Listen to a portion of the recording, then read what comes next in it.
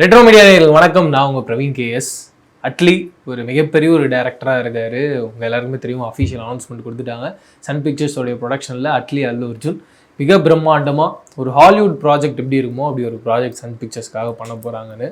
இல்லை சர்ப்ரைசிங்கான விஷயம்னா 3 ரோலில் அல்லு அர்ஜுன் இந்த படத்தில் வரப்போகிறாரு. அதை சொல்லிட்டாங்க. ஆனால் அதில் யார் யார் ஹீரோயினாக வரப்போகிறாங்க அப்படின்றதான் சர்ப்ரைஸ். மிக முக்கியமான மெயின் லீடாக தீபிகா படுகோனை லாக் பண்ணியிருக்காங்க. அதுக்கு அடுத்தபடியாக செகண்ட் லீடாக மிருனால் தாக்கூர், அதுக்கப்புறம் இன்னொரு லீடாக ஜான்வி கபூர். 3 பேருமே அல்லு அர்ஜுனுடைய பேராக தான் வரப்போகிறாங்க. அதுக்கு காரணம் நான் இதுக்கு முன்னாடியே சொன்ன மாதிரி அல்லு அர்ஜுன் இந்த படத்தில் 3 ரோல் பண்ண போகிறார் அப்படின்றது தான். அண்ட் இந்த படத்தோட மியூசிக் டைரக்டராக யாராக இருப்பா எல்லாருக்குமே ஒரு எதிர்பார்ப்பு இருக்கும். எப்பயுமே இந்த மாதிரியான பெரிய பட்ஜெட் படங்கள்லாம் ஏஆர் ரகுமான், இப்போ ரீசெண்ட் டைம்ஸில் சந்தோஷ் நாராயணன் அந்த பீக்கு போயிட்டு இருக்காரு. ஏன்னா கல்கி அப்படின்ற ஒரு படம் பண்ணியிருக்காரு, அவராக இருக்க வாய்ப்பு இருக்குது. ஆனால் என்ன ட்விஸ்ட் அப்படின்றது பார்த்தீங்கன்னா, இந்த படத்தோட மியூசிக் டைரக்டராக சாய் அபியங்கரை லாக் பண்ணியிருக்காங்களாம். பயங்கர இன்ட்ரெஸ்டிங்காக இருக்குது. பட் இன்னும் அஃபிஷியலாக அவங்க சொல்லலை. ஆனால் அன்அஃபிஷியலாக நம்ம சோர்ஸ் மூலமாக கேட்க வரைக்கும் இதுதான் ரிசல்ட்டாக இருக்க போகுதுன்னு சொல்கிறாங்க. அண்ட் இந்த சப்ஜெக்ட் எதை நோக்கி இருக்க போகுதுன்னு பார்த்தீங்கன்னா, ஸ்பேஸை நோக்கி இருக்க போகுது. ஸ்பேஸில் என்ன மாதிரியான சம்பவங்கள்லாம் நடக்க போகுது, அங்கே என்னென்ன மாதிரியான ஏலியன்ஸ்லாம் வரப்போகுது, அப்படி ரொம்ப டிஃப்ரெண்ட்டாக ஒரு சயின்ஸ் ஃபிக்ஷனில் பயங்கர ரூட்டடான ஒரு படம் பண்ணணும் அப்படின்ற ஒரு ஐடியாவில் தான் அட்லி அவர்கள் இருக்காராம். கேட்கும்பொழுது ரொம்ப சந்தோஷமாக இருக்குது. அண்ட் தீபிகா படுகோனுடைய லைனப்பும் நிறைய இருக்குது. ஏன்னா ஷாருக் கான் த கிங் அப்படின்ற படம் பண்ணுறாரு. அந்த படத்தில் ஷாருக் கானுடைய மகளும் நடிக்கிறாங்க. அந்த படத்துலையும் தீபிகா படுகோன் தான் ஹீரோயினாக நடிக்கிறாங்க. அப்படியே தெலுங்குல மிக முக்கியமான ஹீரோனா பிரபாஸ்.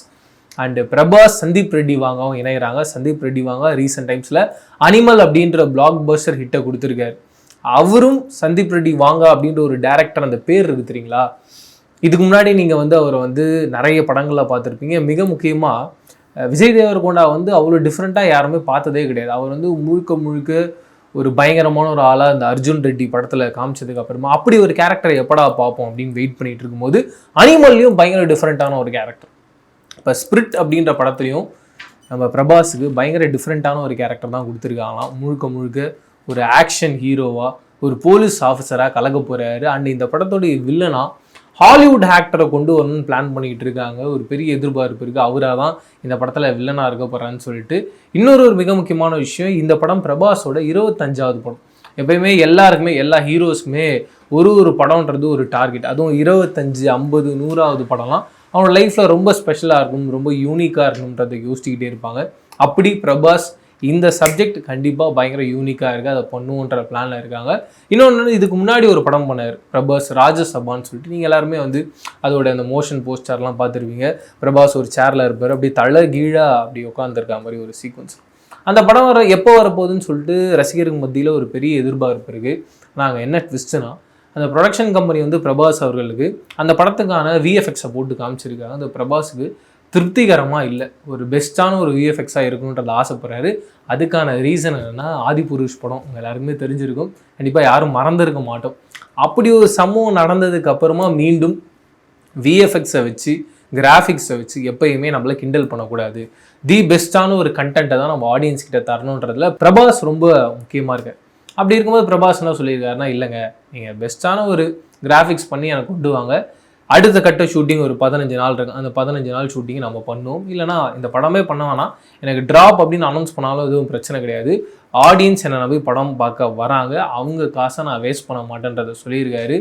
அது அந்த ப்ரொடக்ஷன் கம்பெனிக்கு ஒரு பெரிய அதிர்ச்சியாக இருக்குது. அந்த ப்ரொடக்ஷன் கம்பெனி அடுத்து என்ன பண்ண போகிறாங்கன்றது தெரில, வெயிட் பண்ணி பார்க்கலாம். அண்ட் ஆதிபுருஷ்னோடனே இன்னொரு லிங்க் இருக்குது. என்னன்னு பார்த்தீங்கன்னா, ரீசெண்ட் டைம்ஸில் தனுஷ் அவர்களுடைய நடிப்பில் கலாம் அப்படின்ற படம் பண்ண போகிறோம் அப்படின்ற அஃபீஷியல் அனௌன்ஸ்மெண்ட்டை கொடுக்குறாங்க. ஒரு ராக்கெட் லான்ச் ஆகிற மாதிரி, அந்த ராக்கெட் லான்ச் ஒரு ட்ரீம், நம்மளுடைய கலாமுடைய முகம் மாதிரி தனுஷோடைய முகம் அங்கே வச்சுருக்காங்க. பயங்கர இன்ட்ரெஸ்டிங்காக இருந்துச்சு. அதோடைய டேரக்டர் யாருன்னு பார்த்தீங்கன்னா, ஆதிபுருஷோடைய டேரக்டர் ஓம்ராட் அப்படின்னு போட்டிருந்தது.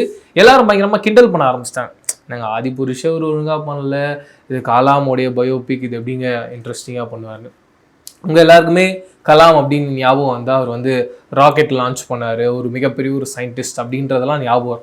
ஆனால் நான் சின்ன வயசில் கலாம் சாரை படிக்கும்பொழுது இந்த நியூக்ளியர் பாம்புக்காக அவர் எந்த அளவுக்கு போராடினார், அவர் அந்த நியூக்ளியர் பாம் அப்படின்ற ஒரு கண்டென்ட்டை இந்தியாவுக்குள்ளே கொண்டு வரலன்னா இப்போ இந்தியாவை பற்றி யாரும் பயப்பட மாட்டாங்க, ரொம்ப ஈஸியாக எடுத்துக்கிட்டு இருப்பாங்க.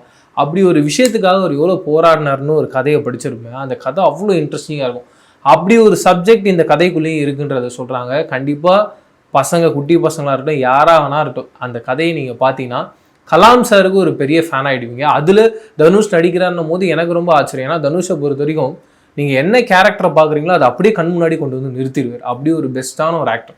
அவர் இதை பண்ண போகிறாருன்னும் போது அதில் சந்தேகம் இல்லை. தனுஷை பொறுத்தவரைக்கும் இதுக்கு முன்னாடி இளையராஜாவுடைய பயோபிக் பண்ண போகிறாரு, அருண் மாதேஸ்வரன் தான் டைரக்ட் பண்ண போகிறாங்களாம் ஒரு டாக்ஸ் இருந்தது. ஒரு கடத்துக்கு மேலே அந்த ப்ராஜெக்ட் நகரவே இல்லை. அண்ட் இப்போ என்ன சொல்கிறாங்கன்னா அந்த ப்ராஜெக்ட் வந்து அவ்வளோதான், இதுக்கப்புறம் வந்து டேக் ஆனே ஆகாது, அது கைவிட போகிறாங்க அப்படின்ற மாதிரி சொல்கிறாங்க. அது எந்த அளவுக்கு உண்மைன்றது தெரியல, வெயிட் பண்ணி பார்க்கலாம். பட் இப்படி ஒரு அனௌன்ஸ்மெண்ட் தனுஷ் சைட்லேருந்து வரும்பொழுது பார்க்கும்பொழுது கண்டிப்பாக அவங்க சொல்கிறது தான் உண்மையாக இருக்குது அப்படின்ற ஒரு டாக்ஸ் இருக்குது. இன்னொரு பக்கம் இட்லி கடை அவங்க வந்து அஃபிஷியலாக அனௌன்ஸ்மெண்ட் கொடுத்துட்டாங்க அக்டோபர் வரும் அப்படின்னு. இருந்தாலும் இப்போ பல பிரச்சனைகள் போயிட்டு இருக்கு இந்த டான் பிக்சர்ஸை சுற்றி. அதன் காரணமாக அந்த படம் ரிலீஸ் ஆக போதான்றதே தெரியல. ஆனால் அதுக்குள்ளே தனுஷ் இன்னொரு பிளானுக்குள்ளே வந்திருக்காரு. என்னென்னு பார்த்தீங்கன்னா அவர் குபேரா அப்படின்ற ஒரு தெலுங்கு படம், அது ஆக்சுவலாக ஷூட் பண்ண மொத்தம் முழுக்க தெலுங்குல தான் ஷூட் பண்ணியிருக்காங்க. அதோட தமிழ் டப்பிங்கே இப்போ ஸ்டார்ட் பண்ணியிருக்காங்களாம். பயங்கர விறுவிறுப்பாக போயிட்டு இருக்கான். அந்த படத்தோடைய ரிலீஸ்லேயே இப்போ பிளான் பண்ணுவோம், ஒரு கான்சன்ட்ரேஷன் பண்ணுவோம், அதை ஃபஸ்ட்டு லான்ச் பண்ணலான்ற மாதிரி பிளான் பண்ணியிருக்காராம். தனுஷை பொறுத்தவரையும் யாருக்கு வேணால் என்ன வேணால் எங்கே வேணால் நடக்கலாம். அவருடைய பிளான் பொறுத்தவரையும் எங்கேயும் பிரேக் ஆகாமல் கரெக்டாக போயிட்டே இருக்குன்றதை நினைக்கிறாரு. அது அதே மாதிரி தான் போயிட்டே இருக்கு. அப்படியே அவருடைய முன்னாள் மாமனார் சூப்பர் ஸ்டார் ரஜினி அவர்கள், அவர் இப்போ வந்து ஜெயிலர் அப்படின்ற படத்தில் பயங்கர பிஸியாக நடிச்சுக்கிட்டு இருக்காரு. இந்த படத்தோடைய ஷூட்டிங்கை இந்த வருஷம் டிசம்பருக்குள்ளே முடிக்கணும்னு பிளான் பண்ணியிருக்காரு. அதை அவரே அஃபிஷியலாக பத்திரிகையாளர்களை வெயிட் பண்ணும்போது சொல்லியிருக்காரு, டிசம்பருக்குள்ளே முடிக்கிறோன்னு. அதுக்கான ரீசன் என்னன்னா டிசம்பருக்கு அப்புறமா அவர் அடுத்த படத்துக்கு போகிறார். நான் ஏற்கனவே சொல்லியிருந்தேன், மைத்ரே மூவி மேக்கர்ஸோடைய ப்ரொடக்ஷனில் தெலுங்கு டேரக்டர், அதை பார்த்தீங்கன்னா சனிபோரா சனிவாதம் அப்படின்ற திரைப்படம் பயங்கர பிளாக் பஸ்டர் ஹிட். அந்த டேரக்டர் கூட ரஜினி அந்த படம் பண்ணுறான்னு சொல்லிட்டு அந்த படத்துக்காக ஒரு டேட்ஸ்லாம் கொடுத்ததுனால உடனடியாக இதை வந்து முடிச்சுட்டு அந்த படத்துக்கு போகணுன்ற மாதிரி பிளான் பண்ணியிருக்காங்க. இந்த லிஸ்ட்டெல்லாம் பார்க்கும்போது பயங்கரமாக இருந்தது. நான் பயங்கர எக்ஸைட்டடாக இருக்கேன். கட் பண்ணிங்கன்னா ஆர்ஜே பாலாஜி அண்ட் சூர்யா இவங்க காம்பினேஷனில் ரெடி ஆகிட்டு இருக்க திரைப்படம்.